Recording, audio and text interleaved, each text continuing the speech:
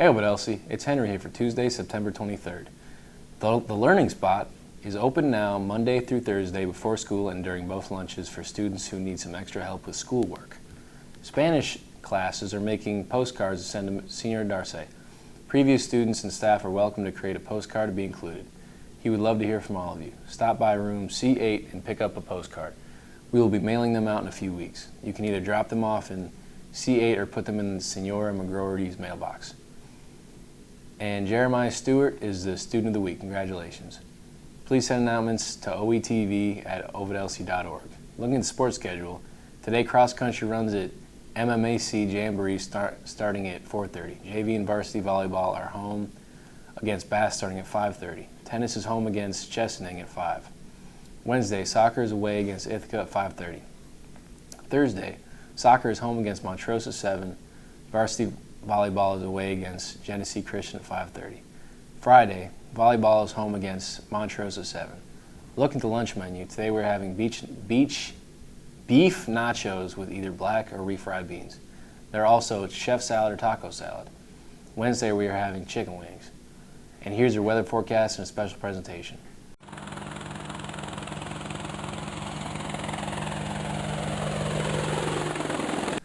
Looking at the weather for today, light rain is expected with a high temperature of 74 degrees and a low tonight of 60. Humidity is at 81% with 7-mile-per-hour winds and a 50% chance of precipitation.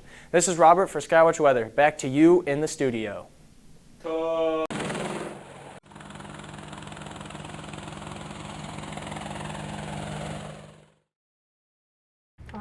This is Brooke Nemchek, and today we're interviewing Dr. Faziani about the Marauder magazine.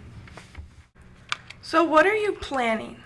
So with my new elective publishing and design, we are starting a student-run and student-developed literary magazine for everyone in the high school that will feature art and poetry, fiction, and some of their nonfiction like essays that students have written during their time at the high school. And then when will this take place? Was that when? Yeah. So we're going to open submissions for students within the next couple of weeks. Actually, this interview kind of becomes our official announcement. And then we're going to close submissions in December. And then the students in my elective in the spring will be the editors and the designers for the particular magazine. And we're hoping to launch the actual magazine with an event late spring, where students can read and share their work with their peers in the building. Okay, and then what is the purpose of this event?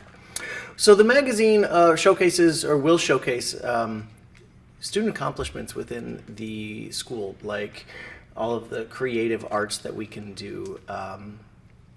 We've got a lot of really great and talented writers here, and I think it allows for us to showcase that and demonstrate to not only the community but our peers that writing is awesome and we can do cool things, and with the inclusion of art we can demonstrate that too. So yeah.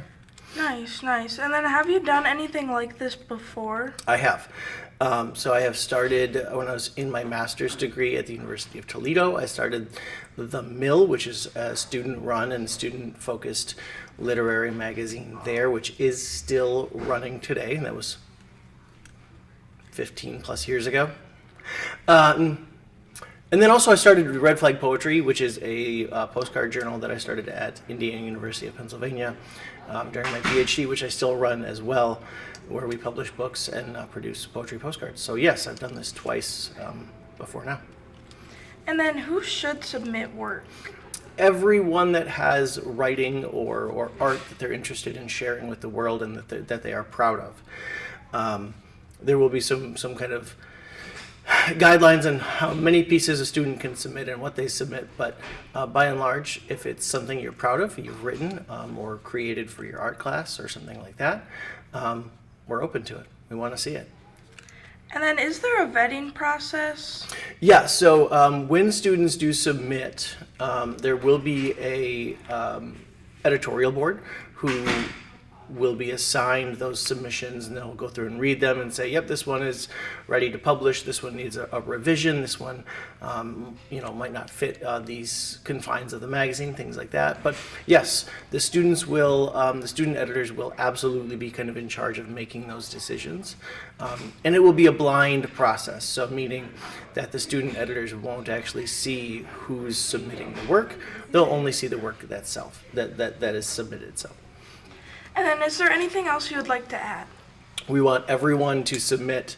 There will be an announcement on the announcements with more submission details and probably some posters. And we'd love to see your work and support you all in what you do. Awesome. Thank you. This is Brooke Nemchek. Back to you guys in the studio. Well, that's our show. Have a great day, Marauders.